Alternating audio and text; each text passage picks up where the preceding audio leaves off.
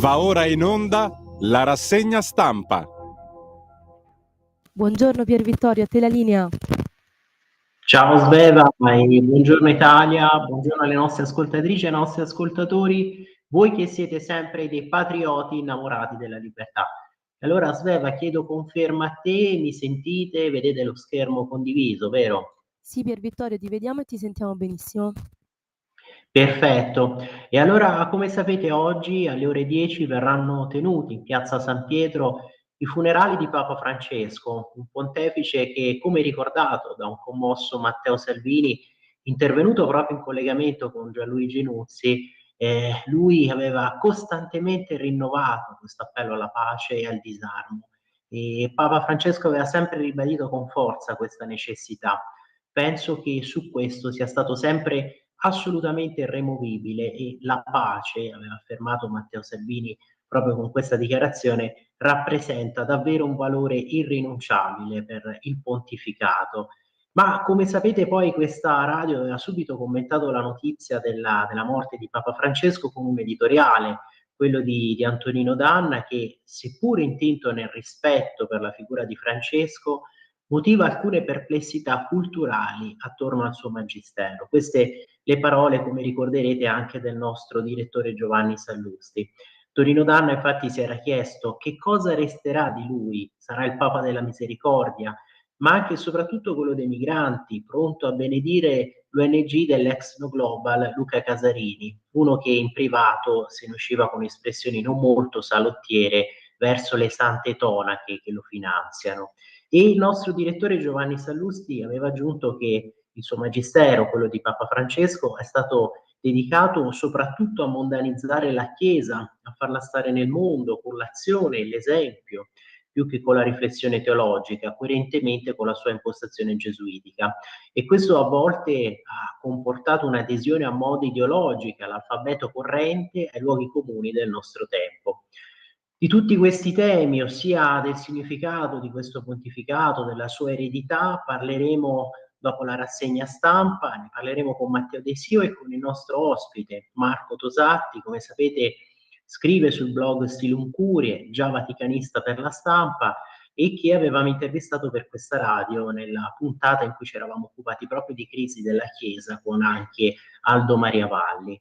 E siccome le vostre opinioni per noi contano e non poco, terremo il consueto filo diretto con voi, quindi intervenite come sempre chiamando allo 0292947222, 3 volte 2 finali, oppure potete scrivere i vostri messaggi nei commenti sotto la diretta Facebook, quindi sia delle pagine della radio che della Lega, oppure potete mandare anche i vostri messaggi vocali al numero WhatsApp della radio, ovvero il 340 6709 659.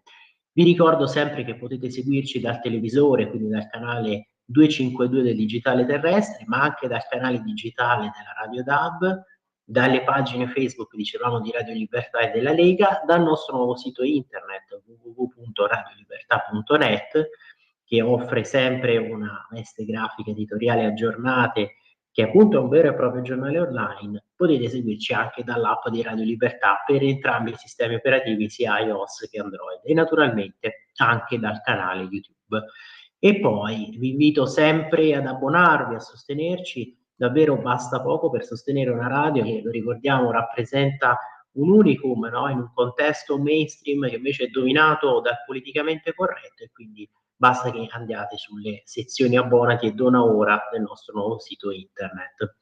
E allora iniziamo subito questa rassegna stampa con la condivisione schermo della prima pagina di Libero di oggi. Vedete, schierati con i terroristi partigiani dell'Islam. Questo per le manifestazioni di ieri, perché ancora abbiamo visto bandiere di Hamas. I pro-Palestina prendono il controllo dei cortei per il 25 aprile tra tensioni, bandiere di Hamas, insulti agli ebrei e ex BR in piazza. Quindi ancora una volta queste vergogne, chiamiamolo con il loro nome, perché invece di ricordare la liberazione dal regime nazifascista, poi alla fine ripartecipano quelli che sono i partigiani, i tifosi di altre tirannie e tirannidi. Allora vedete, qui l'editoriale invece di Mario Secchi, a proposito proprio della visita di Trump della partecipazione di Trump a questi funerali del Papa e comunque dei punti in comune, quindi nonostante tutta una vulgata che abbia cercato di dipingerli sempre come totalmente agli antipodi. E poi, a proposito delle trattative di pace, vedete Putin che apre incontri con gli ucraini, la pace è più vicina, a Zelensky giorni importanti. Invece per quanto riguarda l'inserto di oggi con Libero, con Moneta, le manifatture degli iPhone, lo scacco di Vance a Pechino, Apple pronta a traslocare in India, sabotaggio cinese al Made in Italy, la guerra fredda che riparte dai falsi. Qui invece scrive Carlo Nicolato, no, che ovviamente commenta questa visita di Witkoff, il quarto incontro tra l'inviato della Casa Bianca Steve Witkoff e il presidente russo Vladimir Putin, che è avvenuto in un clima surreale, no, tra le dichiarazioni ottimistiche di Donald Trump e purtroppo il sangue grondante dell'attacco a Kiev, in cui sono morti 9 civili. Ma vi dicevo, leggiamo questo editoriale assieme di Mario Seghi, perché visto che c'è stata sempre raccontata questa vulgata di una profonda inimicizia tra i due, tra Trump e Bergoglio e Papa Francesco, quanto invece fossero vicini proprio per questa volontà di arrivare finalmente a una pace.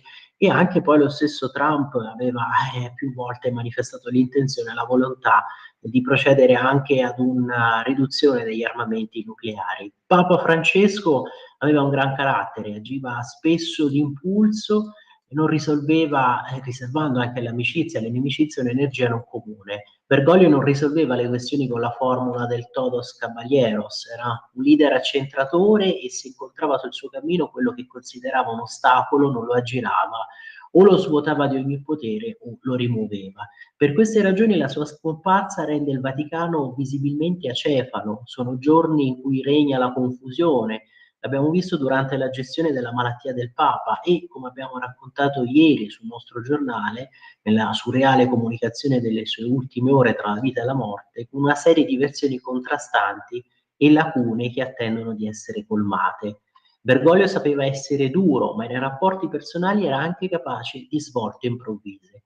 Quando chiese al presidente dell'Argentina, Javier Milei, come fosse andata la pax tra lui e il pontefice, mi disse sorridendo che l'incontro era durato 70 minuti, che era stato profondo, che aveva chiesto subito scusa al Papa e che la risposta di Bergoglio fu quella di un padre al figlio. Tutti quanti, quando siamo giovani, commettiamo errori. Non ti preoccupare, motosega e perdono, tango e Vangelo nel segno dell'Argentina. Un'altra sagoma tagliente, Donald Trump, non ha avuto il tempo per incontrare di nuovo Francesco per discutere dei grandi temi della geopolitica. Ma oggi il presidente americano sarà in piazza San Pietro e la sua presenza è un fatto importante non per le dissonanze ma per le assonanze con la Casa Bianca. Era un bravo uomo, è stato il commento di Trump alla notizia della morte di Francesco. E allora finiamo di leggerlo, andiamo a pagina 11 anche per capire queste vicinanze, queste concordanze che poi non si limitano ecco, soltanto all'impegno per la pace e pensate anche comunque quanto si sia speso lo stesso Trump sul tema pro-life a favore della vita e quindi altre convergenze che insomma voglia raccontare una certa sinistra. Qui vedete no, andando a pagina 11 all'interno l'ultimo saluto a Francesco. Donald non è fuori posto, quante assonanze tra il presidente e il Papa, divisi sull'immigrazione, certo questo sicuramente è un grande tema no, che li ha divisi, che li ha opposto. Bergoglio e il Tycoon si erano trovati d'accordo sulla necessità di fermare la terza guerra mondiale a pezzi, un'intesa che adesso potrebbe favorire un nuovo assetto internazionale. E quindi quella frase semplice sulla grande personalità di Bergoglio, questa frase da parte di Trump, appunto detta da lui, dal presidente americano, che nasconde una vicinanza. Gli stati appunto sull'immigrazione, il Papa e il presidente si sono ritrovati sulla stessa strada sul tema della guerra e della pace. È un punto sottovalutato, taciuto dalla sinistra degli ati devoti per sconvenienza ideologica, ma gli elementi sono squadernati, i fatti presto andranno tutti a dama, rivelando un'idea comune proprio tra la Casa Bianca e il Vaticano. Spegnere i conflitti, promuovere un nuovo ordine internazionale. La grande separazione sui migranti trovava un'altrettanto ampia convergenza sulla tragedia della guerra dall'Ucraina a Gaza. Non a caso la più solida intuizione di Bergoglio è stata quella proprio della terza guerra mondiale a pezzi, ed è lo scenario evocato da Trump durante il burrascoso faccia a faccia con Volodymyr Zelensky a Washington. Tu stai scherzando con la terza guerra mondiale. È lo stesso Zelensky che ieri ha detto di non essere sicuro della sua partecipazione ai funerali di Francesco. Vedremo oggi se la notte abbia portato consiglio. Questa dimensione comune tra il Papa e Trump, tra la sensazione di un mondo minacciato da guerre non finite che rischia di scivolare in un incubo atomico, è stato sempre Trump a proporre alla Russia una de-escalation della proliferazione nucleare, tentativo che la Casa Bianca sta conducendo nei negoziati con l'Iran. È un punto chiave della politica estera di Bergoglio, che non svanirà con il suo ritorno alla casa del Signore. È un'intuizione del pontefice che se ne va, è un'eredità per quella che uscirà, per quello che invece sarà appunto il prossimo Papa, per il cardinale che appunto sarà il prossimo pontefice. Fu Bergoglio a dire il 9 marzo del 2024, riferendosi all'Ucraina, che è più forte chi pensa al popolo, chi ha il coraggio della bandiera bianca. Pensate, no? Una frase che appunto provocò lo scalpore e fece infuriare Zelensky, ma un anno dopo, con una guerra ancora aperta e senza sbocchi sul piano militare, le parole del Santo Padre appaiono come quelle di un leader realista. Idee che echeggiano negli interventi di Trump di queste settimane, nei suoi tentativi scartavetrati di portare al negoziato proprio quello diretto Kiev e Mosca, mentre invece il conflitto è un contrasto tra aperture, chiusure missili e cablogrammi. Zelensky che ribadisce la Crimea è nostra, ma in realtà poi appunto precisa Secchi non lo è dal 2014 e alla Casa Bianca c'era Obama e non fece un plissé, cioè si mostrò completamente imperturbabile, non reagì. Vi ricordate, no, che ci fu l'ingresso prima questa annessione, ma anche poi fu indetto un referendum proprio per votare questa annessione alla Federazione Russa.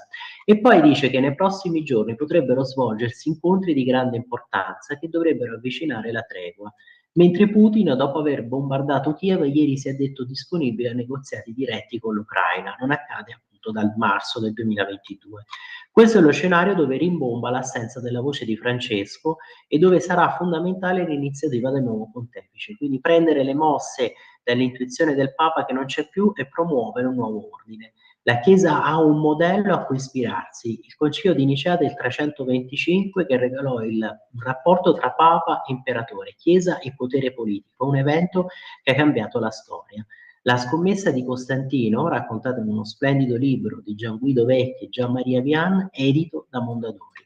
Francesco ha visto prima di tutti il trauma di un'epoca, ma gli sono mancati la forza e il tempo, l'organizzazione e le idee per promuoverne un altro di concilio, di svolta, sui nuovi imperi e la Chiesa universale, sulla pace e sulla guerra. Il tempo gioca a dadi con i nomi e i luoghi. Nicea era un'antica città dell'Asia Minore, oggi è la Turchia di Erdogan, il paese dove si svolse senza fortuna nel marzo del 2022 l'unico tentativo di chiudere la guerra in Ucraina, un incontro mancato tra Oriente e Occidente. La storia non è mai ieri, è sempre oggi. E con questa frase Secchi vuole appunto affermare che la grande storia si può scrivere in ogni momento e si possono sfruttare sempre, no, gli attimi che ci sono concessi. E soprattutto qui ha ricordato anche però implicitamente la responsabilità dell'Unione Europea, perché quel tentativo di pacificazione e di negoziazione venne proprio da un altro autocrate, cioè da Erdogan, e l'Unione Europea grande assente.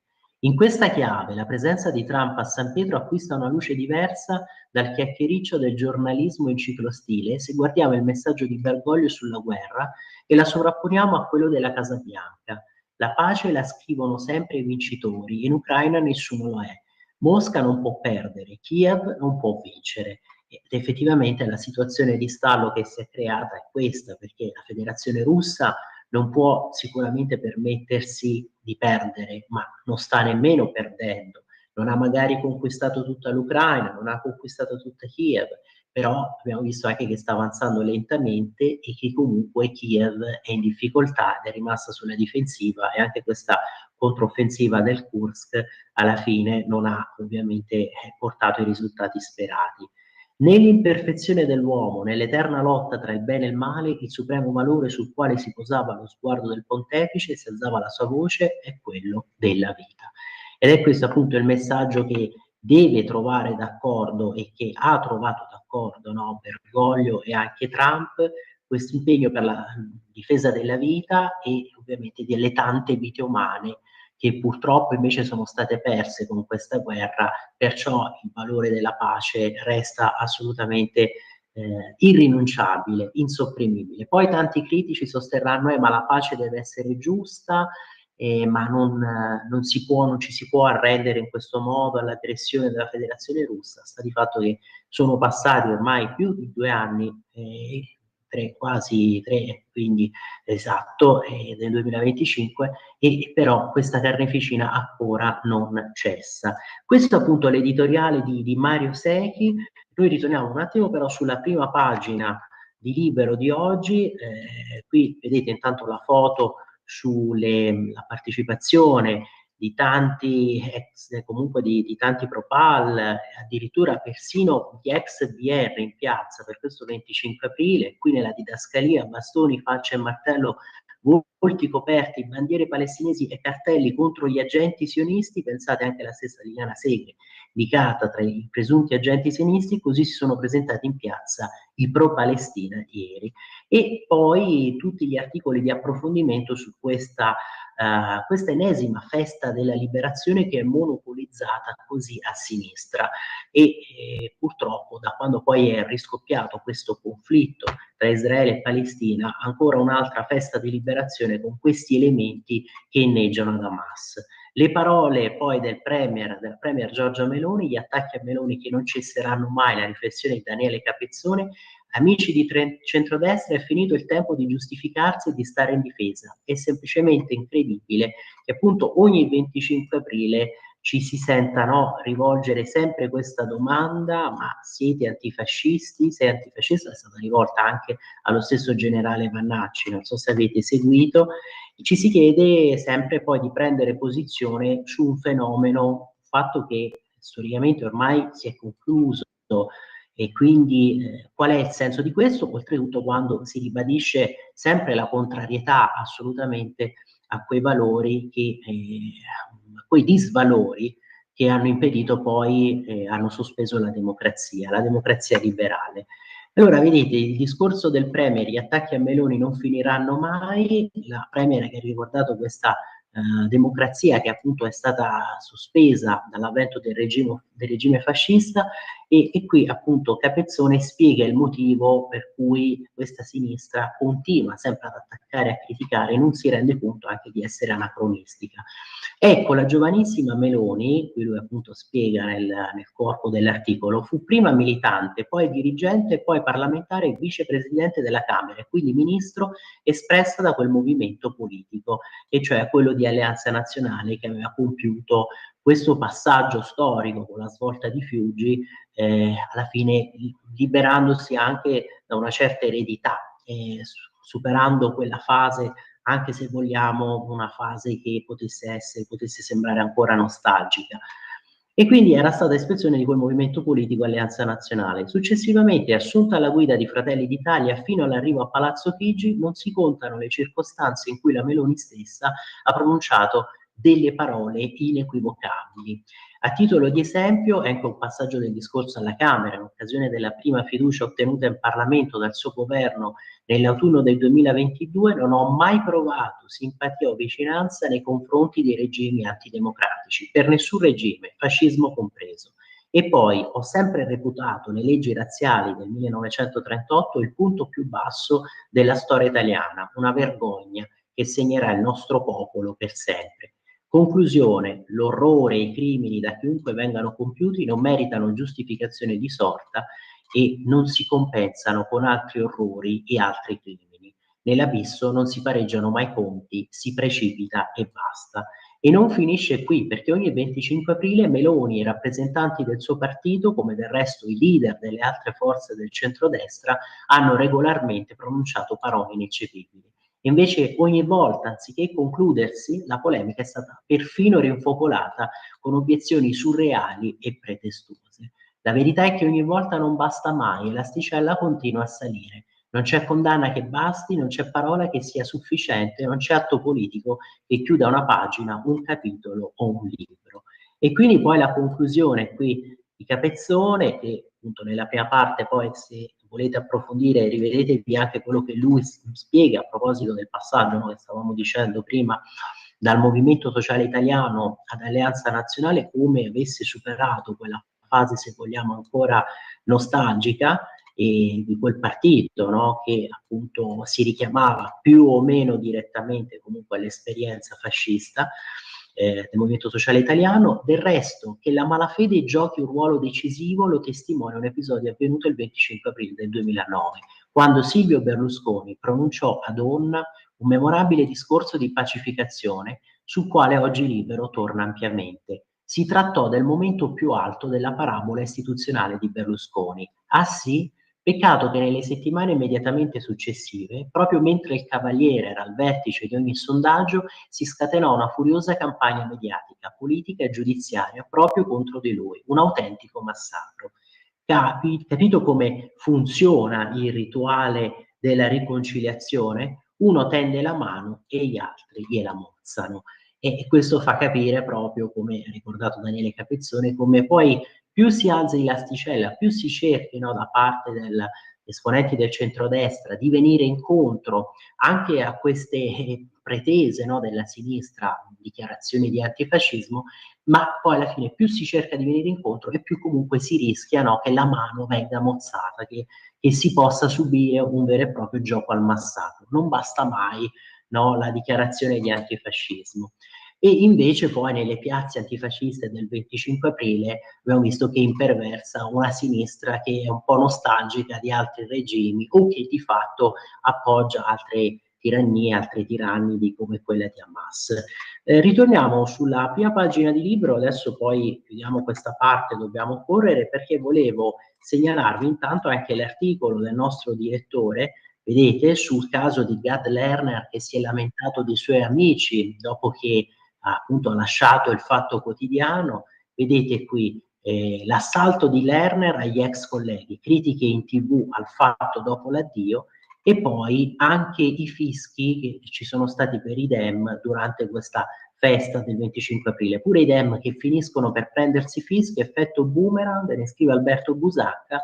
E poi quello che stavamo citando prima, cioè l'ampio spazio dedicato allo storico discorso di Onna tenuto dal Cavaliere, questo che segue a pagina 6, l'articolo di Marco Patricielli, la vera storia del Cavaliere col fazzoletto a Onna, il discorso storico. Ma Sveva, me l'hai ricordato, abbiamo la pausa e allora noi ci ritroviamo fra pochissimo, così completiamo questa parte sul Libero.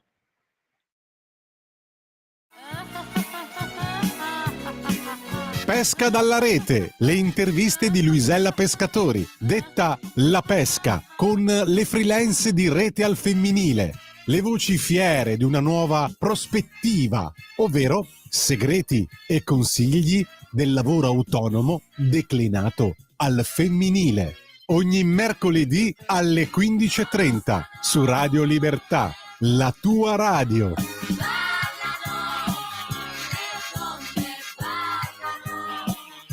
Di nuovo a te la linea. Rieccoci allora in onda, grazie Sveva. Dicevamo, allora andiamo a pagina 6 qui di Libero di oggi per ricordare questo storico discorso del Cavaliere di Silvio Berlusconi ad Onna, e poi l'articolo del nostro direttore di Radio Libertà Giovanni Sallusti sul caso di Gad Lerner, che ha deciso così di lamentarsi degli ex colleghi del Fatto Quotidiano. E allora, velocemente a pagina 6 e poi 16, tanto vi faccio notare qui nella condivisione, vedete la paginata che ha dedicato Libero al ricordo di Papa Francesco, ricordo però anche e soprattutto di Mediaset, che qui sponsorizza questo messaggio. Ve lo zoom, vedete, grazie Francesco, il Papa della gente, con Papa Francesco con questo sorriso luminosissimo. Firmato appunto Mediaset. E qui invece quello che vi stavo dicendo dalla prima pagina, vedete il 25 aprile l'epopea del Cavaliere, il Cavaliere quel giorno era diventato uno di loro, uno di quei patrioti della Maiella, questa brigata, no, della Resistenza, dove appunto nacque la prima resistenza all'occupante tedesco. Vedete, con il fazzoletto tricolore attorno, Silvio Berlusconi, allora Presidente del Consiglio, il 25 aprile 2009 a Onna in Abruzzo, terra martoriata dal terremoto. Onna a un piccolo comune protagonista della resistenza, e Berlusconi vuole pronunciare da quel paese, con il fazzoletto al collo, simbolo dei partigiani, un discorso sulla libertà.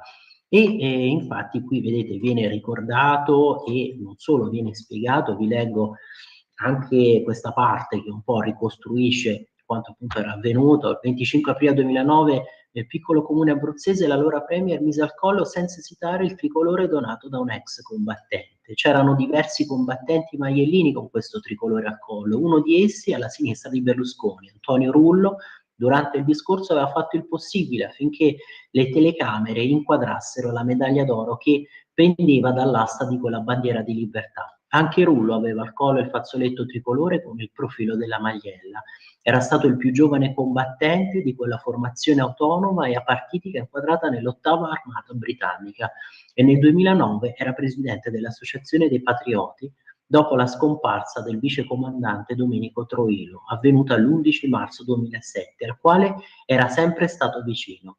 Custodiva lui quella medaglia d'oro al valor militare che simboleggiava il sacrificio suo e dei compagni, l'unica concessa a una formazione irregolare, la prima a essere costituita e riconosciuta quella col più lungo ciclo operativo dell'intera guerra di liberazione, dall'Abruzzo montagnoso fino all'altopiano di Asiago. Rullo voleva che quel giorno non fosse una ricorrenza qualunque, ma potesse dare un segnale emblematico e forte.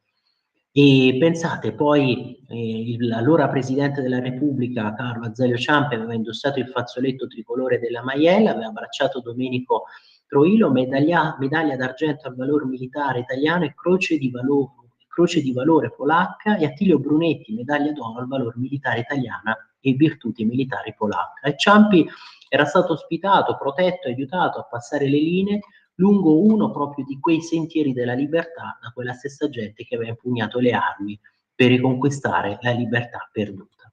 E vi leggo la conclusione: sono passati 16 anni appunto da quel 2009. Il Presidente della Repubblica Sergio Mattarella da Genova ha scandito nel suo discorso che una democrazia a bassa intensità non la possiamo accettare. Un'immagine superba, da qualsiasi angolazione si guardi alla democrazia, quella stessa che Berlusconi nel 2009 voleva finalmente pacificata. E invece pacificazione che non si riesce ad ottenere sempre per questo alto livello di scontro che viene aizzato dalla sinistra, che è sempre pronta ad interrogare, no, gli avversari, ad interrogarli con questa domanda sull'antifascismo, e che poi vede sempre nei governi che ci sono di centrodestra dei possibili fascisti, questo sempre per il loro antifascismo eterno, e di antifascismo eterno parla anche il nostro direttore di Radio Libertà proprio nel suo articolo in cui commenta questo addio al fatto di Gad Lerner. Gad Lerner che va all'assalto degli ex colleghi nei programmi TV, linea elegante sfogo. E questo appunto a pagina 16 di Libero di oggi. Tra i non molti meriti di Gad Lerner c'è quello di incarnare alla perfezione un preciso tipo umano del dibattito politico, un vero e proprio stereotipo. Comunista con Rolex, lo battezzò qualcuno. Il titolare della definizione si perde nella leggenda, la sostanza è quella di una variante nostrana del radical chic sezionato da Tom Wolfe. Gad Lerner, che ricordiamo quante volte che ha partecipato poi ai raduni a Pontida, anche lì cercando di provocare, di far dire magari qualcosa di sconveniente, no, agli intervistati, ai militanti che erano lì, e quindi sempre in questa veste di provocatore.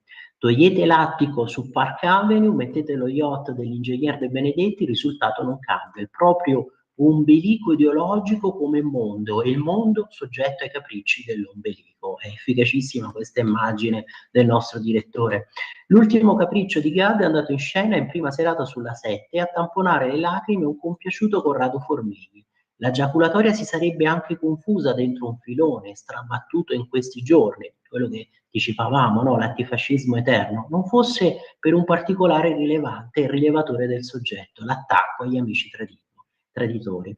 Inzigato da Formigli sul libro di Antonio Padellaro, Antifascisti immaginari, che costituisce precisamente una stroncatura della postura dissidente, in assenza di regime della sinistra caviale, la gauche caviar, facce da ventotene, le battezza il fondatore editorialista del Fatto Quotidiano, Lerner dapprima liquida il tema così: una polemica da cortile per noi frequentatori dei talk show. Difatti si sta autoaccusando con questa frase. Non so se ci rendiamo conto, qui appunto che ho Giovanni Sallusti, lui che accusa qualcuno di sguazzare nella bolla intellettuale mediatica come se Bukowski avesse ammonito sul consumo eccessivo di alcol, effettivamente. Dopodiché ci tiene con somma eleganza, sempre lui Gad Lerner, abbandonato la collaborazione con il giornale di Padellaro e Travaglio.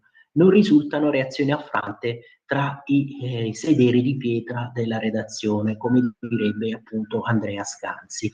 E perché Assist di Formiglio? Hai lasciato dicendo che erano troppo indulgenti con le destre fascistoidi, con Trump e Putin.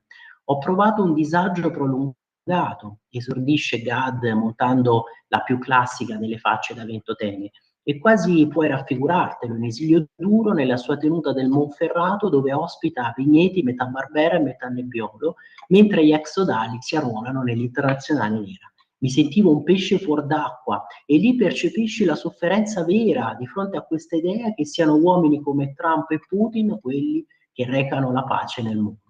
Al di là dell'equazione sghemba tra lo zar e The Donald, pare che Gad abbia scoperto l'altro ieri che il fatto non fosse un tifoso delle politiche di Biden e delle amministrazioni democratiche. Effettivamente viene da dire, ma adesso lo scopri tutto questo, no? Che insomma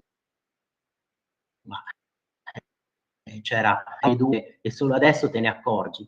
Al di là quindi di questa equazione schema, dicevamo, lo psicoreato però di Padellaro e compagnia, che poi sarebbero quelli che gli hanno offerto una tribuna quando la nuova proprietà di Repubblica ha gentilmente indicato la porta, consisterebbe nell'atteggiamento liquidatorio che ostentano verso il progressismo, cioè verso le sue idee, tutto il resto è noia oscurantista.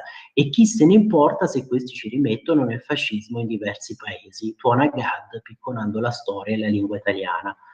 Oltre all'orco in capo Trump e al sempiterno fantasma di Giorgia Meloni, cita anche Francia e Germania, ovvero un paese dove la leader della destra è stata esclusa dall'agone politico manu giudiziaria, e uno dove il partito di destra è oggetto della convention ad excludendum di tutti gli altri. E qui effettivamente le contraddizioni di Gad Lerner, che si è permesso di dire, no, di sostenere che questi sarebbero altri partiti, altri paesi, scusatemi, destrorsi, paesi in cui la Le Pen è stata condannata con una sentenza che abbiamo subito detto, no, presentava questi risvolti politici, e oltretutto condannata anche all'ineleggibilità, e invece in Germania dove AfD continua a vedersi attorno a questo cordone sanitario e quindi a essere esclusa dal governo. Ma insomma, è inutile ricercare un barlume di logica in queste parole, nel linguaggio, nel lessico lerneriano, perché quello suo è uno sfogone che qualcuno non a digiuno di psicologia potrebbe accostare alla sindrome rancorosa del beneficiato, perché se approdare sulla barca del fatto fu una scelta obbligata, citiamo proprio letteralmente dal primo pezzo di Gad sulle colonne travagliesche, scenderne con signorilità era chiaramente facoltativo. E insomma se n'è andato sicuramente con ineleganza, con poca signorilità.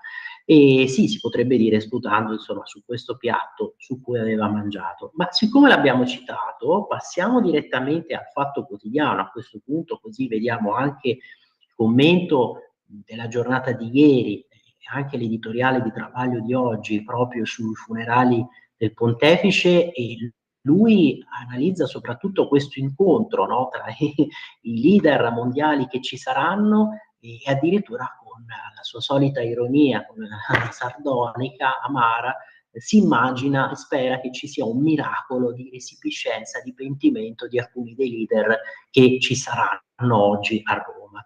Vedete, un colpo di vento. Abbiamo insistito molto da quando è morto Papa Francesco sulle appropriazioni indebite e vilipendi di cadaveri perpetrati dai politici italiani e stranieri, una gara pressoché infinita di ipocrisia e mitomania. Ma non è detta l'ultima parola. Oggi al funerale, complici l'emozione e la commozione e quel qualcosa che i credenti collegano al soprannaturale e i non credenti alla suggestione, potrebbe anche accadere il miracolo.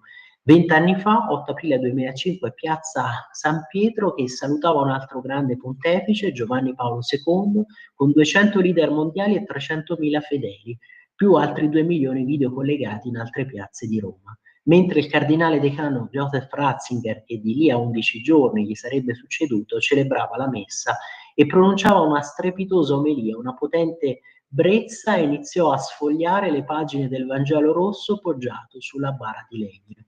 E lì, dinanzi a quella scena che nessun regista avrebbe potuto rendere meglio, anche il miscredente più impenitente vacillò. Il nostro Papa, disse Ratzinger, è stato sacerdote fino in fondo, ha offerto la sua vita a Dio per le sue pecore e per l'intera famiglia umana. Non ha mai voluto salvare la propria vita, tenerla per sé, ha voluto dare se stesso senza riserve fino all'ultimo momento per Cristo, e così anche per noi. Il messaggio della sua sofferenza e del suo silenzio è stato così eloquente e fecondo. E citò il Vangelo di Giovanni, laddove Gesù parla a Pietro, il primo pontefice. Quando eri più giovane andavi dove volevi, ma quando sarai vecchio tenderai le tue mani e un altro ti cingerà la veste e ti porterà dove tu non vuoi. Parole perfette anche per Francesco. E qui, vedete, no, inizia questo sfogo beffardo di Travaglio. Visto che il meteo non lascia speranze di un diluvio purificatore, possiamo solo augurarci che oggi una parola, un gesto, un imprevisto, un colpo di scena o di vento lasci il segno dei potenti della terra, intenti a celebrare se stessi, a mettersi in mostra a favore di telecamera, a misurare le distanze delle loro sedie da quelle altrui, a succhiare la ruota del carro funebre per arraffare like e consensi in conto terzi. Sognare una conversione di massa sarebbe troppo.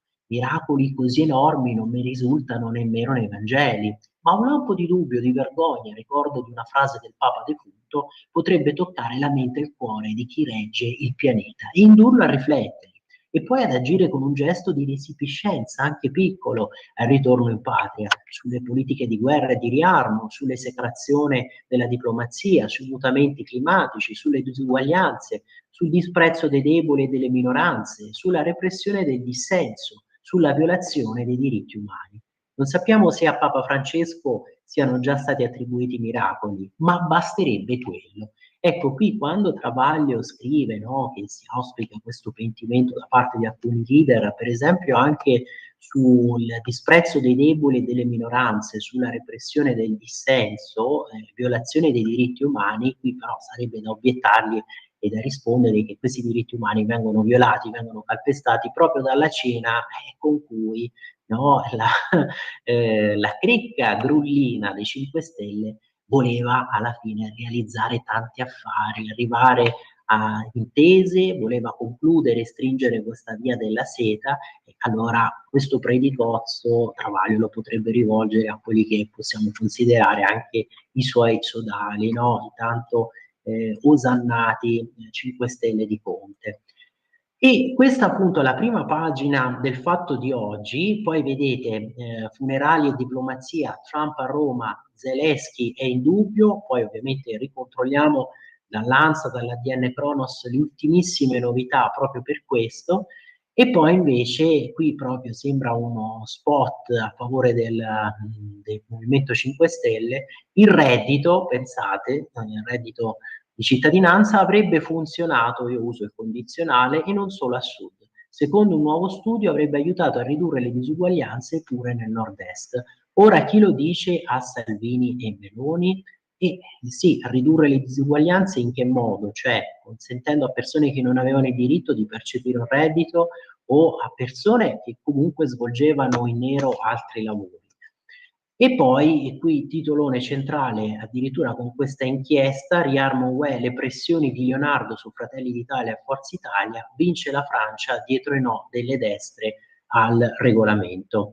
E poi qui si insiste su questo tema che è stato già appunto affrontato da Travaglio nel suo editoriale, cioè dei tanti politici di centrodestra che avrebbero voluto intestarsi l'eredità della Meloni, scusatemi, di Bergoglio, tra questi la stessa Meloni ovviamente, perché lei figura tra quelli che anche lei appunto sarebbe stata tra i migliori amici di Francesco, la famiglia postuma. Questo è l'articolo di Tommaso Rodano. Papa Francesco aveva moltissimi amici ed estimatori tra i politici italiani, solo che non lo sapeva. Ecco qua la solita ironia amara.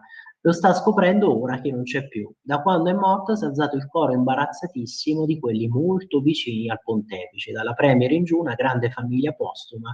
Meloni ha detto: tutto il mondo lo ricorderà per essere stato il papa della gente, il papa degli ultimi. Mancherà anche a me. E qui vedete l'articolo prosegue a pagina 5, sempre con questo tema, appunto qui. Vedete, addirittura si parla del funeral party che lo presiede Re, cardinale della grande bellezza, pagina 4, e poi appunto avevamo un rapporto straordinario, la grande famiglia postuma del Papa, e ovviamente presi dileggiati, presi in giro tutti questi politici che adesso avrebbero, no, secondo Tommaso Rodano, iniziato a manifestare la propria vicinanza, assonanza con il pontefice morto. L'ipocrisia dei politici, Giorgia, Salvini, Renzi e gli altri, ora che è morto, sono tutti amici suoi. E addirittura qui commovente questo virgolettato: ho perso il referendum, mi scrisse rialzati, questo riferito a Matteo Renzi. Uscivo in incognito da Palazzo Chigi con una utilitaria ed entravo in Vaticano per dialogare con Papa Bergoglio. Tutte le volte che finivamo di parlare mi accompagnava fino alla macchina dopo il referendum. Mi inviò una commovente lettera scritta a mano con la bellissima grafia che lo contraddistingue e che inizia con l'espressione caro fratello, mi invita a rialzarmi. E qui il commento, no, divertito, commovente. Chissà se anche al Papa venuto dalla fine del mondo Renzi ha detto che andrebbe aiutato a casa sua. E quindi qui tutte le ironie del caso. Ma adesso ripassiamo da tutt'altra area, perché vedo che sono già le 8:48, il tempo vola e dobbiamo andare a vedere tanto la verità. Prima pagina di oggi, vedete, adesso ve la zoom così si vede meglio. Ecco come la sinistra sconfitta ha occupato la liberazione. Quindi questo altro grande tema delle piazze che del 25 aprile sono prigioniere, ostaggio di una sinistra sì antifascista, ma poi abbiamo sempre detto i primi fascisti sono questi antifascisti che sono così intolleranti, così giudicanti e che vogliono egemonizzare, no, questa festa, una festa resa ostaggio da chi perde le elezioni. Il sindaco di Milano Sala che attacca il governo e dice che la celebrazione è sempre stata sobria, falso, perché insulti, bandiere bruciate, fantocci appesi, è diventata da anni l'occasione per gridare al fascismo di turno. Ma il gioco del rancore non funziona più ed esplodono appunto tutte le contraddizioni. Contraddizioni di cui si occupa, vedete, Giorgio Gandola, qui tra Milano e Roma, Hamas, ex PR, Bergoglio. Il 25 aprile serve un TSO, proprio perché sono così profonde le contraddizioni. Vergogna, Palestina libera, Sala Sala vaffa, insomma, slogan grullino. In un soleggiato pomeriggio di aprile, mentre il 90% dei milanesi è sbilanciato verso i luoghi di villeggiatura del Maxi Ponte, il borgomastro della metropoli tascabile con fascia tricolore e pennacchio della festa, come in un disegno di George Gross, scopre il significato di questa parola. Qui appunto se ne occupa Gandola, pagina 2, adesso vi ci porto un attimo, ecco qui, ma dobbiamo analizzare anche tanti altri articoli qui per la verità, tra cui addirittura quello di Angelo Bagnasco, di Cardinale Bagnasco, proprio sulla figura del pontefice. E questo però appunto è a pagina invece 7. Francesco che si è donato fino all'ultimo. Adesso ci andiamo, però volevo finire di leggervi questa parte qui sulla parola per il 25 aprile che ha tanto scandalizzato i ben pensanti, la sobrietà. La lezione è esemplare e conferma due verità. La piazza della festa della liberazione è ancora una volta tutt'altro che inclusiva e democratica. Il richiamo di Palazzo Chigi a un po' di sobrietà nei giorni del lutto nazionale per la morte di Papa Francesco era doveroso, soprattutto visti i risultati. Beppe Sala che alla vigilia si era inalberato, cosa significa sobrio? Bisognerebbe chiederlo al governo, come al solito, no? Dimenticandosi del manifestante ebreo accoltellato l'anno scorso, ora dovrà fare tesoro dei vaffa in direttissima. E arrivano sulle sue parole: chiamo tutti voi con il nobile nome di partigiani, perché oggi è impossibile non schierarsi per la democrazia. Partigiani d'Europa, la democrazia più grande del mondo. Qui gli insulti diventano oceano. Insomma, veramente una figuraccia. Qui vedete poi tutte le altre foto con queste bandiere di Propal, che poi di fatto sostengono, appoggiano Hamas, militanti Propal a Milano, gli scontri che sono avvenuti a Torino, quindi non è mancata questa sobrietà, questa moderazione, anzi abbiamo rivisto tutta questa violenza e questo che vorremmo chiedere, no, di fronte a queste immagini ad Avvenire. Adesso vi ci porto un attimo, facciamo questa deviazione, perché loro scrivono che invece sarebbe andato tutto bene. Ecco, ve lo apro un attimo e ve lo zoom, se no non si vede bene. Vedete, qui è scritto, prima pagina di Avvenire di oggi, ovviamente titolone centrale sul funerale di Bergoglio di Papa Francesco al cuore del mondo. La cerimonia, poi il corteo fino a Santa Maria Maggiore, l'arciprete è stata la Madonna ad indicarlo come luogo di sepoltura. Dopo l'omaggio di 250.000 persone a San Pietro è il giorno dei funerali di Francesco. Ma quello che appunto non capiamo è questa parte qui, no, nella prima pagina dell'Avvenire di oggi, in cui è scritto sempre tempo di resistenza. Meloni, onoriamo i valori democratici negati dal fascismo, manifestazioni senza incidenti. Incidenti che invece abbiamo visto sono avvenuti. Mattarella a Genova per il 25 aprile che ricorda Bergoglio, liberazione e anche fraternità. E poi tutti i vari articoli ed editoriali, come per esempio quello sulla chiesa di Bergoglio. Bergoglio è la chiesa che vive, la differenza di quel quasi, a firma di Alessandro Zaccuri, la chiesa è viva e sarà viva anche domani, dopo i funerali del Papa, non ancora trionfante si capisce, per questo ci vorrà tempo, ci vorrà più esattamente la fine del tempo.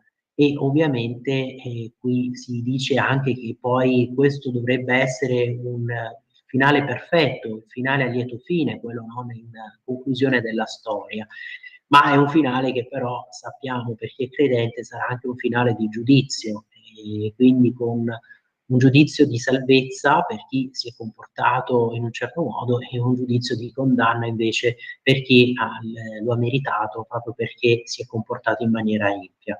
Abbiamo fatto questa divagazione, però ritorniamo adesso sulla verità di oggi, perché vi leggo anche l'articolo appunto di Bagnasco, il ricordo del pontefice, e qui un articolo che è già richiamato dalla prima pagina, vedete, eccolo qui, intanto andiamo però su pagina 7, così lo leggiamo, lo commentiamo e poi iniziamo anche a leggere e a commentare i vostri messaggi, perché vedo che ci stiamo avvicinando già alla fine di questa prima ora e quindi iniziamo a leggere poi anche i vostri messaggi. Poi Sveppa, girameli pure e li vediamo anche da sotto le dirette Facebook. Vedete, Di Angelo Bagnasco, cardinale, Francesco si è donato fino all'ultimo, la benedizione pasquale ai fedeli, voluta testardamente nonostante la malattia, sintetizza la vita del pontefice sudamericano, offerta totale per annunciare Cristo.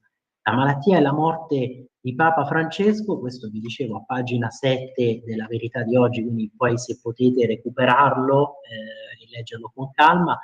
Malattia e morte di Papa Francesco sono come la sintesi del suo pontificato, sintesi e vertice, ha resistito con forza all'infermità che si avvicinava a Sornione e che poi lo ha ghermito, ma non ha impedito l'ultima solenne benedizione Urbi et Orbi che sapeva di un addio a Roma e al mondo. In quella forza quasi testarda vi era la dolcezza della fede che diventava sempre più affidamento al Signore Gesù.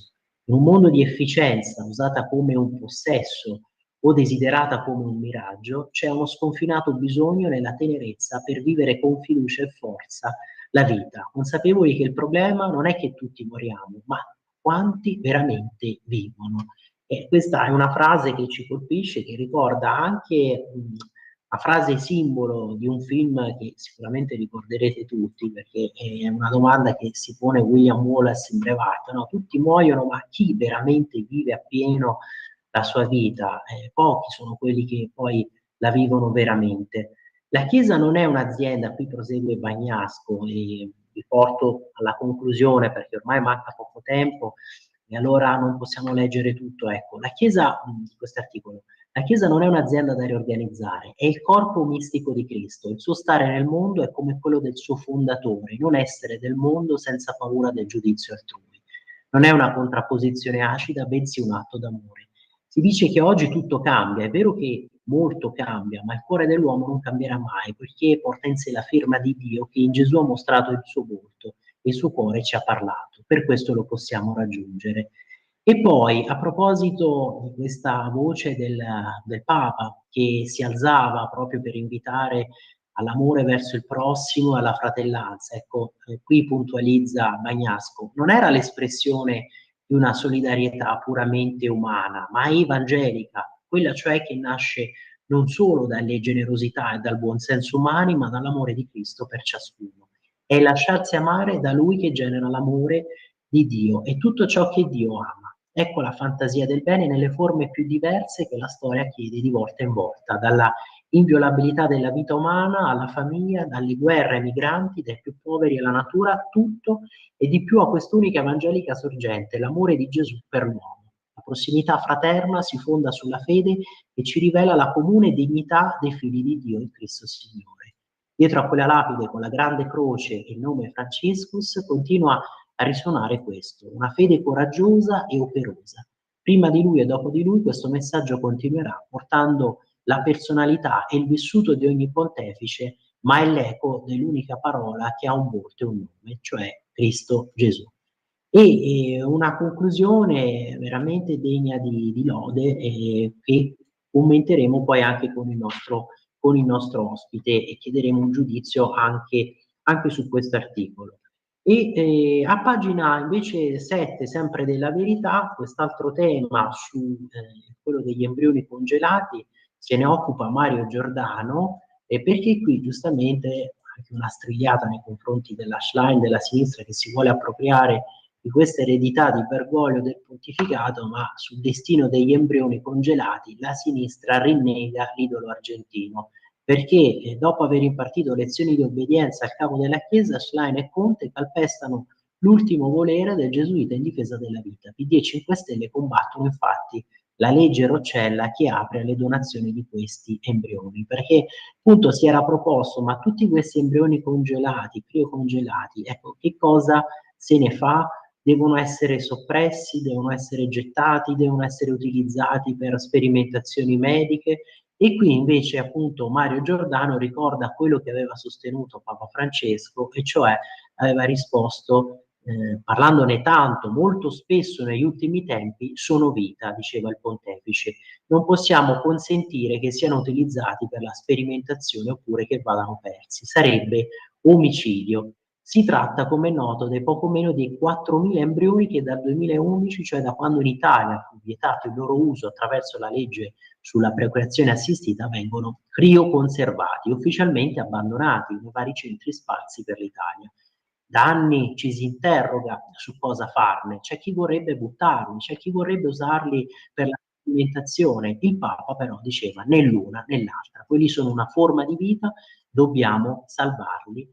E secondo il professor Alfieri, Francesco aveva così a cuore la sorte degli embrioni che non si limitava a parlarne, ma si è adoperato fino all'ultimo per trovare una soluzione. Stava infatti valutando con il Ministero della Salute tra le varie opzioni il modo per concederli in adozione. Questa è la proposta che poi ha fatto propria Eugenia Roccella, anche questo come intervento degno di lode che trova il nostro accordo, la nostra condivisione, però una proposta osteggiata appunto dalla sinistra, da PD e 5 Stelle.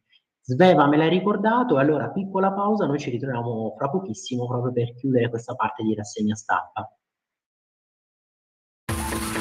Ehi tu, non trovi più il segnale di Radio Libertà sulla tua radio DAB? Non disperarti, risintonizza! Sì, ma come? È facile, tasto menu, poi scegli il tasto corrispondente alla ricerca automatica dei canali, attendi qualche minuto e tutte le stazioni DAB della tua zona saranno disponibili. A te la linea. Grazie mille Sveva. Allora siamo ritornati qui ovviamente per questa chiusura, no? Dicevamo della rassegna stampa, e siamo a pagina 7 della Verità di oggi, ma adesso apriamo anche Tempo e Giornale, così vediamo, concludiamo questa parte sulle testate cosiddette d'area, no? Di indirizzo più conservatore, liberal conservatore, di centrodestra. Allora, prima pagina del Tempo di oggi, vedete l'ultima della sinistra, bello ciao, e qui l'immagine di Papa Francesco. A poche ore dai funerali solenni a San Pietro di Francesco ci mancava il Papa testimone al rosso del 25 aprile, quindi chi è che vuole appropriarsi della sua memoria. Ecco. Insulti persino a Liliana Segre, Propal per la distruzione di Israele, la piazza fischia il PD, siete una vergogna. Mattarella e Meloni, onoriamo i valori negati dal fascismo. E insomma la nota stonata dell'Ampi che inchioda la sinistra. Volevo però leggervi con voi qui del Tempo l'editoriale di Tommaso Cerno, di lui che comunque esprime le sue emozioni per questo pontificato, per questa tragedia comunque, perché comunque è stata una tragedia, no? La morte del pontefice che ha desiderato poi fino all'ultimo tornare nella sua piazza e esprime queste sue emozioni ovviamente da agnostico, da ex credente. No? Lui esordisce: oggi è il momento della spiritualità, lo sente perfino un ex boy scout diventato agnostico parlando di sé. Però è un editoriale rivolto alla speranza per un papa dei penultimi.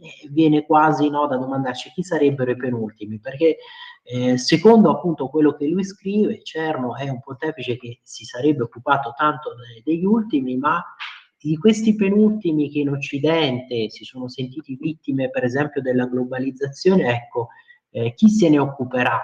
E si spera che se ne possa occupare questo nuovo pontefice. E allora scrive: i funerali del Papa sono davvero l'inizio della sede vacante, ma è proprio contro l'ipocrisia che Francesco denunciava che bisogna dirci un paio di cose prima di chiuderlo a Santa Maria Maggiore, dove appunto ha desiderato non essere sepolto. Leggevamo, lui aveva raccontato che la Madonna stessa lo avrebbe ispirato in questa sua scelta. Sarà un conclave di veleni, di dossier, di bugie, di finte alleanze, come lo sono stati quasi tutti, ma questa volta, la prima nella storia, la Chiesa è divisa sul fatto che si stia scegliendo il successore di Francesco e nello stesso tempo di Benedetto XVI. Bergoglio più progressista nella forma, io direi però anche nella forma, ma anche poi nella custodia del Depositum Fidei, lui che del resto era stato il prefetto per la congregazione della dottrina della fede, ma più verticista e solitario nel comando.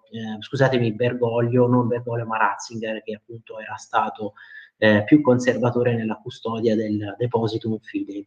Ratzinger, teologo tradizionalista nella forma, ma ecumenista e plurale nella decisione, in questo più moderno del suo successore in vita. Quindi, al di là dell'utilizzo blasfemo fatto da una certa sinistra del terzo mondismo di Francesco, perfino il 25 aprile, detto che almeno da Roncalli tutti i papi sono stati per la pace e per gli ultimi, perché però qui si dice, si scrive da Roncalli, Pio XII addirittura non si impegnò, non si batté anche lui per la pace o per gli ultimi. Ecco, questa è la perplessità che nutriamo qui leggendo queste righe di Tommaso Cerno. Quello che serve all'Occidente, all'Europa e in Italia in particolare è un papa dei penultimi, cioè dei milioni di cristiani, qui siamo d'accordissimo con lui, e non più, che sono rimasti insabbiati nel mondo che cambiava, non credono in una chiesa che pontifica solo di clandestini, e ci mancherebbe, e che non parla invece questa chiesa dei loro figli. Ed è su questo tema che la fuga in avanti di Francesco verso la geopolitica del futuro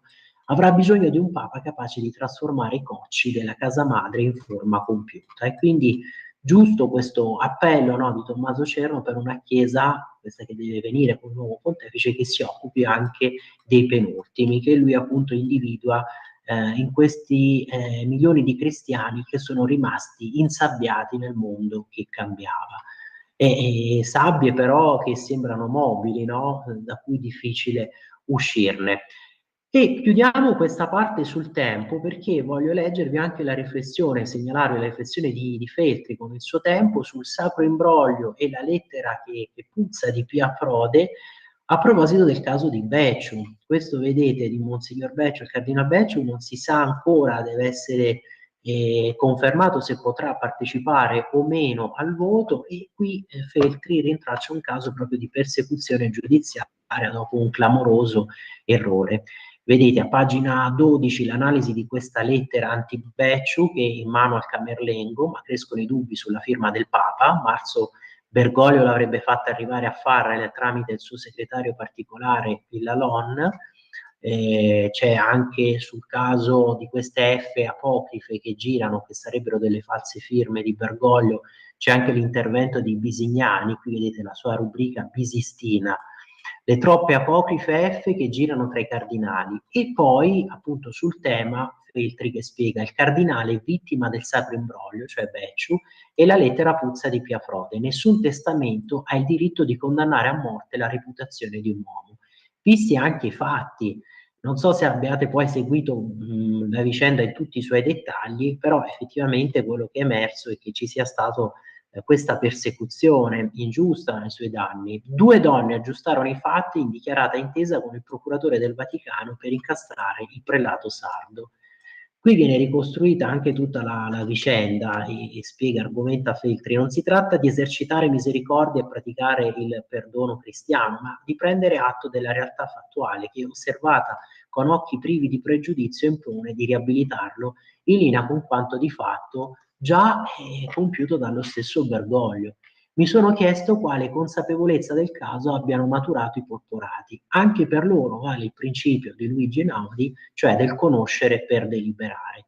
Mi sono perciò preso la briga di rileggere le cronache dei vaticanisti e di informarmi, chiarisco, senza parlare con il diretto interessato su quanto detto e fatto durante le congregazioni generali cui partecipano in preparazione del conclave i porporati presieduti dal saggio cardinale Giovanni Battista Re, il quale con i suoi 91 anni è il decano della categoria, ma non potrà, superando appunto gli 80 anni, entrare nella Cappella Sistina per votare. Mi riferisco in particolare agli articoli di Giovanni Maria Vian, che per lunghi anni direttore dell'Osservatore Romano e storico abituato a verificare le fonti, la sa lunga di regole canoniche e di conciliaboli purpurei. In una delle prime adunanze, il canonista prediletto dal Papa, il gesuita Cardinal Ghirlanda, risulta aver spiegato ai colleghi che Becciu, sentite qui la conclusione appunto del Ghirlanda, Becciu va messo a conclave secondo una tradizione antica che consentiva il voto attivo e passivo persino ai cardinali scomunicati e condannati. Un principio di precauzione, per così dire, onde impedire che un papa possa determinare il proprio successore, escludendo un rivale, impedendo allo Spirito Santo di soffiare su una testa odiata dal Decuius. E qui la conclusione sull'utilizzo di queste lettere tenute segrete e fatte firmare al Papa malato per imporre una deroga al diritto canonico può essere un passo falso, scusatemi, fatale per chi lo vuole usare a suo pro. La mia idea in merito, quella lettera puzza di Piafrode: nessun testamento ha il diritto di condannare a morte la reputazione di un uomo. Non si uccide così neanche un cardinale. A maggior ragione poi se queste norme canoniche permetterebbero appunto il suo diritto di voto, anzi qui spiega, puntualizza ancora di più Feltri, si tratterebbe più che di un diritto, di un dovere di voto, e questo è il paragrafo, poi ovviamente potete rileggerlo con calma se recuperate tutto l'articolo. E infatti un vecchio cardinale canonista, lo spagnolo Herranz, ha sostenuto che comunque sia eleggere il Papa per un cardinale un dovere, non un diritto. Ma allora Sveva, prima di iniziare il collegamento con i nostri ospiti, al volo io vi apro il Corriere della Sera, prima pagina, perché c'è l'editoriale di Aldo Cazzullo proprio su questi temi. Vedete l'addio del mondo a Papa Francesco, in 250.000 per il saluto, poi la chiusura della bara, misure di massima sicurezza a San Pietro e lungo i 6 chilometri del corteo funebre, oggi funerali a Roma, l'arrivo di Trump, vedrò Meloni, Zelensky invece in forze, impegni militari, dicevamo che ovviamente controlleremo questa situazione, visto che Zelensky tiene il mondo con il fiato sospeso per questa sua decisione, e Aldo Cazzullo con i suoi editoriali potenti e fedeli. Saranno 2 funerali, quello solenne e quello popolare. L'articolo poi che prosegue a pagina 46, qui vedete il caffè di Massimo Gramellini, tanti che erano a Roma hanno sperimentato questa allerta della protezione civile, alert, piange il telefono, e tanti hanno reagito. Qui, come scrive Massimo Gramellini, vedendo questo alert come una forma intrusiva, no?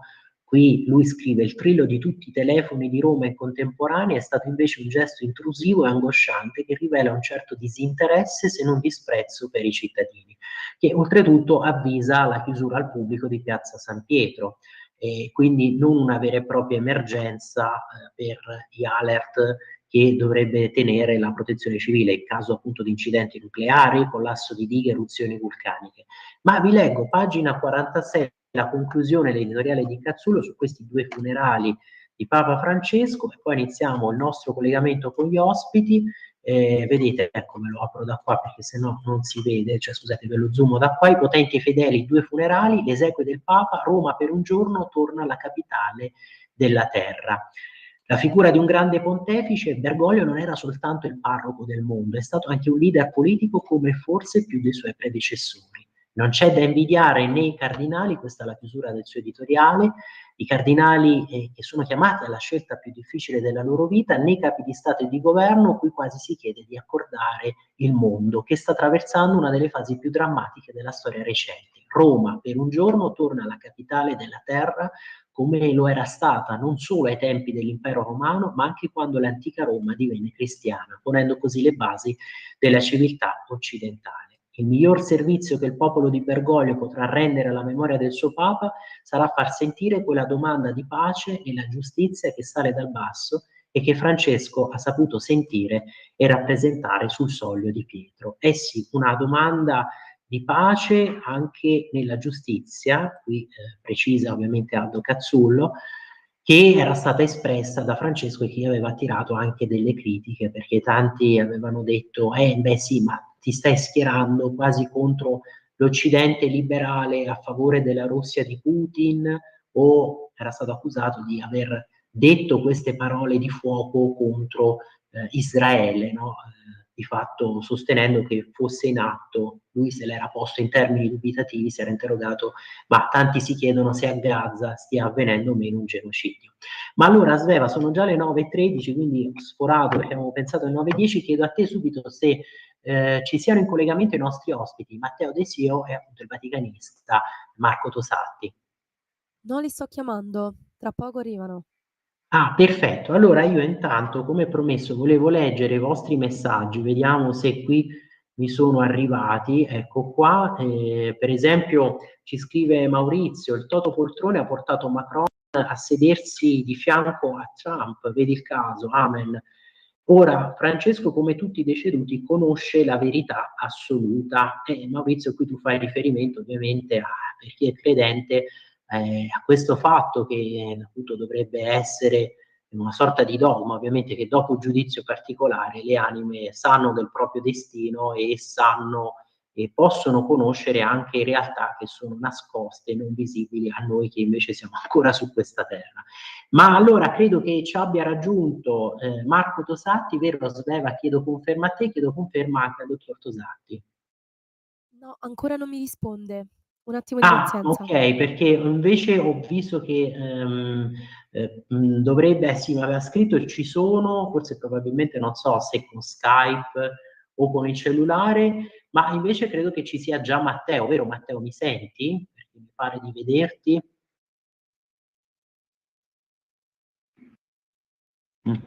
Se non sbaglio, allora dovrebbero averci già raggiunto. Chiedo conferma a te, Sveva, così mi appaleso anch'io, levo la condivisione schermo e No, Pier iniziamo Vittorio, appunto questo purtroppo nostro ancora non li collegamento. sento. Matteo, mi senti?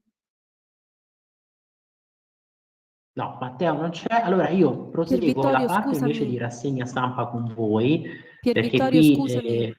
Sì, Mi dimmi Sveva, senti? scusami. Matteo mi ha chiesto se gli diamo un minuto.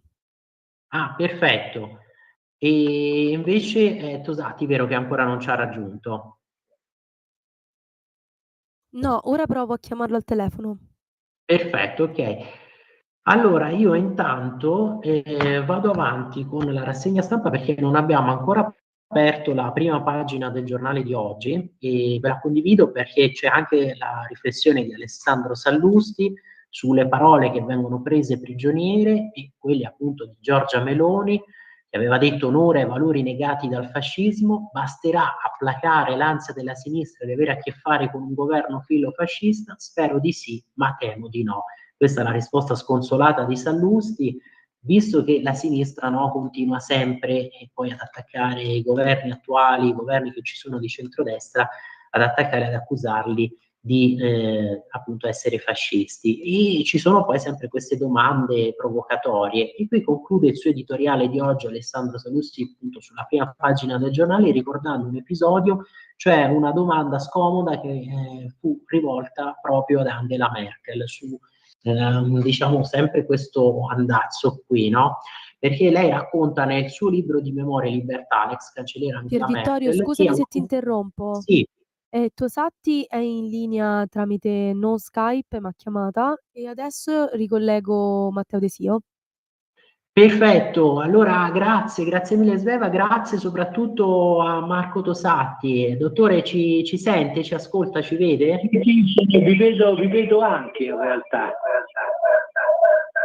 Grazie mille per averci Scusatemi se vi raggiunto. Io però interrompo. sento una eco, un ritorno, non so se magari Scusatemi se vi dipende, interrompo. non credo dal telefono, forse se c'è un altro dispositivo che ci sta Chiederei dicendo. al L'importante è dottor così, Tosatti, che tu conferma a te che non si Tosatti se senta in può onda. spegnere o la Mi radio o la vedete? televisione. Sì, Mi vedete? Vi sentite? sì, adesso la vediamo anche su Skype, sì. E mi sentite anche su Skype, allora, bene. Perché Perfetto, grazie mille, è veramente un onore, un privilegio averla con noi, e abbiamo appunto ricordato che è stato vaticanista per tantissimi anni per la Stampa, e adesso appunto tiene questo blog che è appunto lo Stilum Curiae, in cui analizza non solo fatti vaticani. E dicevamo, abbiamo visto da questa rassegna stampa tanti articoli, no, che hanno ricordato la figura di Bergoglio, l'hanno anche celebrata, toni sicuramente celebrativi. Abbiamo per esempio commentato anche l'articolo di Bagnasco per La Verità di oggi, no, che ha ricordato che questo Papa si è donato fino all'ultimo. Però invece appunto, dottor Tosatti, nel suo blog lei ha ripubblicato questa lettera che si intitola questo articolo, cari papolatri, quindi accusati di papolatria, vorrei spiegarvi perché non mi unisco al coro osannante per Bergoglio, di Benedetta De Vito. Ecco, Benedetta, allora sì, quali potrebbero ecco, essere collega. stati i limiti di questo pontificato? Ecco.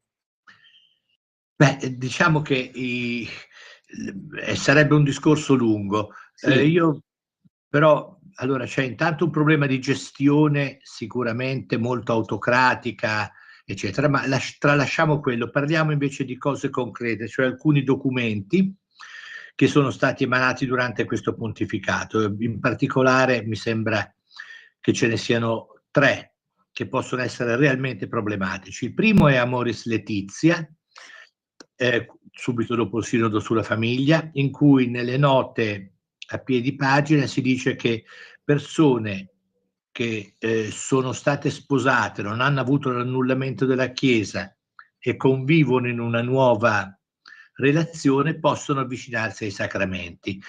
E questo è qualcosa di assolutamente, diciamo così, contrario a tutta la dottrina della Chiesa, a quello che Gesù ha detto sul matrimonio, perché se una persona è sposata e se non ha avuto l'annullamento della Chiesa e si risposa è in bigamia, come ha detto il cardinale Muller, per cui questo è sicuramente molto problematico ed è una fonte di confusione da un punto di vista non solo dottrinale ma proprio di vita ecclesiale, nel senso che se io mi avvicino e prendo l'Eucarestia e sono in peccato mortale, come può esserlo ovviamente una persona che convive con qualcun altro pur essendo sposata, non da fratello e sorella, ma praticando, è chiaro che c'è un grosso problema. Il secondo è fiducia supplicans, cioè il documento in cui si dice che coppie irregolari possono essere benedette da un sacerdote. Ora, una cosa sono le benedizioni sul singolo, nel senso che io posso essere un grande peccatore ed essere benedetto lo stesso nella speranza da parte del sacerdote che rappresenta la Chiesa che io mi converta e torni a una vita, diciamo così, di Chiesa regolare. Se io invece benedico una coppia, che può essere che è irregolare, che può essere sia di persone dello stesso sesso che di persone non dello stesso sesso, come Chiesa io benedico la coppia, cioè benedico una situazione, e questo è oggettivamente una contraddizione, di nuovo, non solo della dottrina, ma della vita normale della Chiesa. E questo è. E il terzo documento che diciamo può essere molto problematico è la dichiarazione firmata da Papa Bergoglio con il grande imam ad Abu Dhabi, in cui si dice che la sapienza divina ha voluto il pluralismo religioso. Ora, Gesù nel Vangelo ha detto che io sono la via, la verità e la vita e non si arriva al Padre se non attraverso di me. Negli Atti degli Apostoli è detto chiaramente che non c'è nessun altro nome se non quello di Gesù in cui possiamo essere salvati. Se la sapienza divina ha voluto il pluralismo religioso, allora tutto questo non è più vero, nel senso che io posso essere buddista, shintoista, zoroastriano, musulmano, ed è la sapienza divina che l'ha voluto. Ma allora qual è il senso dell'unicità del cristianesimo come via di salvezza? Questo è molto problematico. Secondo alcuni addirittura si tratta di un'eresia, perché nel momento in cui, cioè che senso ha che io faccia il missionario per portare la parola di Cristo, magari rischiando la vita, malattie, cose eccetera, se quella non è l'unica via che ho per salvare la mia anima? Questi sono, diciamo così, 3 punti molto, molto problematici di quella che è stata. Poi lui è stato, devo dire che lui, il problema reale è che anche di fronte ad affermazioni molto forti come quella sull'aborto, come quella sul gender, eccetera, a questo non hanno fatto seguito poi delle scelte di uomini, diciamo così, che erano in sintonia con queste sue affermazioni. E questo. E invece su qualcosa su cui lui invece è stato assolutamente molto coerente, sempre è stato il problema della pace, il problema della guerra sia in Ucraina che quello che sta succedendo in Medio Oriente, Cisgiordania, Gaza soprattutto. Su quello è stato molto, bisogna dire che lui è stato estremamente coerente. Non c'è dubbio però che da un punto di vista generale lascia una Chiesa in una grande confusione. Esatto, il tema della confusione dottrinale e anche dell'ortodossia, che poi è stato ripreso anche per esempio dal Cardinal Müller nella sua intervista. Ma prima di arrivare a quello, perché poi Müller aveva detto il prossimo pontefice dovrà essere ortodosso, vengo da te Matteo, intanto grazie che ci hai raggiunto. Ci mancherebbe. Grazie, perché tu volevi invece rivolgere una domanda proprio su un'intervista che è stata tenuta, se non ho capito male, a Monsignor Viganotta fuori dal coro, ma è stata registrata ma poi non mandata in onda, e che appunto il dottor Tosatti ha riportato nel suo sito, nel suo blog. Esatto. Esatto, quella registrata per fuori dal coro. Diciamo che noi chiediamo ovviamente un parere breve, ma non per l'importanza dell'argomento, ma semplicemente per tempistiche, su la questione di un papato che abbiamo visto, quello di Papa Francesco, a mio parere da diciamo novizio sull'argomento, molto attento alla politica estera, molto attento a mostrarsi buono per quanto riguarda non i valori cattolici, ma i valori come venivano definiti da lei, dottor Tosatti, ma anche da altri un po' più critici verso il papato, diciamo globalisti, no? E vengono citati gli accordi con, ad esempio, la Cina e con altre organizzazioni multinazionali. Secondo lei, quindi in breve, la Chiesa avrebbe potuto fare meglio parlando proprio di politica internazionale, quindi agendo quasi più da Stato del Vaticano piuttosto che da organizzazione religiosa, oppure no? Dunque, il problema secondo me si pone, fare meglio, fare peggio è difficile dirlo perché ovviamente le ipotesi non fanno parte della storia, ma noi possiamo dire, questo si può dire con sicurezza, che sotto Giovanni Paolo II e sotto Benedetto XVI la Chiesa aveva assunto una posizione coraggiosa, forte e chiara, controculturale, cioè contro quella che è che era la cultura dominante soprattutto in Occidente, la cultura woke, la cultura, quella che Giovanni Paolo II chiamava la cultura di morte, eccetera, eccetera, e naturalmente contro tutti i vari poteri forti di cui questa cultura è espressione. E con Jorge Mario Bergoglio tutto questo non c'è più, è scomparso, cioè abbiamo visto una Chiesa che era molto più, non più controculturale, ma diciamo così, che parlava in una certa misura lo stesso linguaggio dei poteri forti, sia sul tema per esempio delle migrazioni, dei migranti, su cui per esempio i vescovi africani sono criticissimi, ma questa posizione molto forte, molto chiara dei vescovi africani su quello che è il commercio di esseri umani non è stata recepita dal pontificato di Bergoglio, per fare un piccolo esempio. Certo. Io voglio dire poi anche, è la prima volta in 2000 anni di storia che durante un'epidemia le chiese sono state chiuse, anche a Pasqua. Cioè l'atteggiamento assolutamente prono nei confronti diciamo così, della pandemia e della psicopandemia e della pseudopandemia, tutto quello e dei vaccini eccetera da parte del pontificato, secondo me è una grandissima macchia. Assolutamente, e così via. Insomma, per cui ecco, ma io direi non è più una chiesa sotto Bergoglio, non è più una chiesa controculturale che si erge almeno culturalmente contro i poteri forti del mondo, ma è una chiesa che invece li asseconda. Sono stato abbastanza breve e chiaro? Certo, no, certo. Benissimo, e anche breve. Infatti noi ci scusiamo sempre per i tempi, come ha detto Matteo, perché vorremmo stare qui ad approfondire, e infatti proprio perché i tempi, no, stanno volgendo al termine, perché abbiamo questi ultimi 3 minuti assieme, io vorrei chiederle una domanda che riguarda il profilo del futuro pontefice, come le stavo anticipando, no? Con queste dichiarazioni di Müller che aveva detto il Papa deve essere ortodosso, lui aveva anche aggiunto la questione non è fra conservatorismo e progressismo, ma fra ortodossia ed eresia, un Papa eretico che cambiasse direzione ogni giorno a seconda di quello che sostengono i media sarebbe catastrofico. Allora ovviamente sappiamo come ha perfettamente ragione.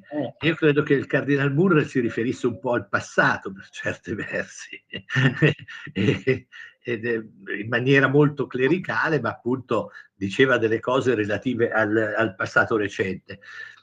Io credo che ci sia un problema fondamentale, che è quello che il pontificato di Bergoglio è stato molto divisivo. Tutta una parte ampia della Chiesa che era più legata a dei valori tradizionali e al valore stesso della tradizione è stata, diciamo così, presa a botte in testa, per dirla molto. E io possiamo dire anche osteggiata? È osteggiata, sì, osteggiata, messa in difficoltà, criticata anche pesantemente dal Papa e così via.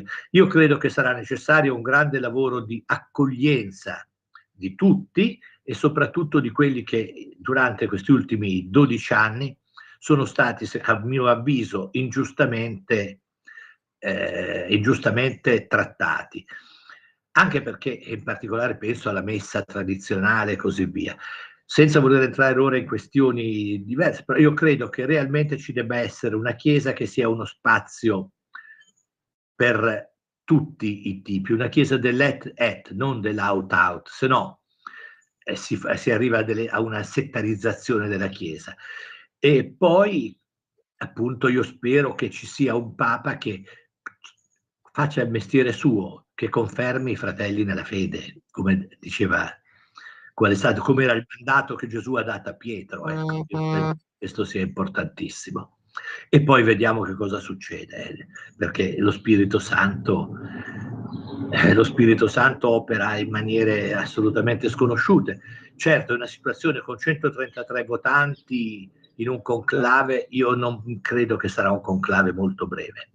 Posso sbagliarmi, non sono profeta, però è una situazione, diciamo così, in una certa misura totalmente anomala rispetto al passato. Esatto, una situazione anomala. Allora, visto che abbiamo veramente gli ultimissimi secondi, a te Matteo la conclusione per la domanda proprio comunque su questa maggioranza forte all'interno del conclave. Dato che lei diceva di un papa e parlava proprio di una macchia di quest'ultimo papato, il prossimo papa avrà un'elezione con i 136 cardinali canonici e 108 di questi sono nominati dal defunto papa Francesco I, possiamo chiamarlo così ormai. Cosa succederà e cosa lei suggerirebbe quindi di fare nel brevissimo periodo al prossimo papa? Oltre a quello che ha detto della politica, diciamo, di riabbracciare più linee, più correnti. Io credo che sia fondamentale veramente un lavoro di ricostruzione anche interna della Chiesa. Allora, due cifre minuscole. La Chiesa, cioè l'efficacia di un papato la si vede in generale da due cose: da un problema di generosità dei fedeli, monetaria, e un problema di vocazioni. Ora, le vocazioni dal 2012 sono in calo costante. Questo vuol dire che ci sono meno persone, sia religiose che sacerdotali, che avvicinandosi alla Chiesa e vedendo questo personaggio centrale della Chiesa che è il Papa, si sentono invitate, mosse a spendere la loro vita al servizio della Chiesa. E l'altra è la generosità dei fedeli. Se i fedeli sono generosi, le finanze della Chiesa vanno bene. Perché? Perché hanno fiducia e condividono quello che è il personaggio centrale, perché per la Chiesa cattolica è il Papa. E le finanze della Chiesa in questo momento non sono in una grande abbondanza, anzi tutt'altro. Per cui io credo che il compito del prossimo Papa sarà quello di essere di nuovo un modello che invita le persone a sacrificarsi, sia nella propria vita che da un punto di vista, diciamo così, di elargizioni per la Chiesa cattolica. Chiaro, chiarissimo, perché c'è stato questo problema di perdita dei fedeli, svuotamento delle chiese. Grazie mille, dottor Tosatti. Ci scusiamo perché il tempo è sempre pochissimo. Grazie a voi, ma mi sembra che vada benissimo così. Però esaustivissimo lei, e ovviamente quando vorrà noi siamo a sua disposizione per riapprofondire questi temi. Un grande piacere. Grazie ancora, grazie a Matteo, grazie a Sveva che è stata super paziente, perché anche oggi abbiamo risforato 9:33. Grazie a tutti voi che ci avete seguito e veramente buona continuazione qui sempre su Radio Libertà. E buona domenica. Avete ascoltato la rassegna stampa.